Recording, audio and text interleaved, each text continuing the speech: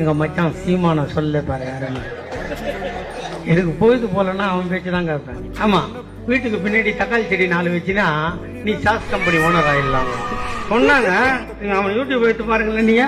ஆமா, நீ பச்சை மிளகா செடி வச்சுன்னா சில்லி சாஸ் கம்பெனி ஓனர். இதை விட கூத்துனா அவன் உட்காந்துருந்தானா இந்த கராத்தே போட்டி நடக்கும்போது யாரோ உள்ள கூட்டு விட்டாங்களாம் அவனை.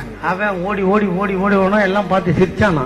இவன் பயந்து ஓடுறான்னு. ஆனா அவன் பயந்து ஓடலையான். அவன் டயர்ட் ஆகட்டும்னு இருந்து பிளாக் பெல்ட் வாங்கினவன் பச்சை பெல்ட் வாங்கின ஒரே அடி எல்லாம் விழுந்துட்டான்.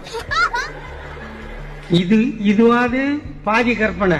இங்க இருந்து இலங்கைக்கு போயிட்டானா. பிரபாகரன் கூட உட்காந்துக்கிறானா. மான் கறி சாப்பிடுறியா முயல் கறி சாப்பிடுறியான்னு ஒரு கேட்டுக்கிறாராம். ஏன்னா ஒரு மான் கறி முயல் கறி வேட்டையாடுறது தானே 18 பேரோட காட்டுக்கு போனான் எங்க அண்ணன் பிரபாகரன். பாண்டிருக்காராம். திடீர்னு தட தட ஒரே துப்பாக்கி சவுண்டான்.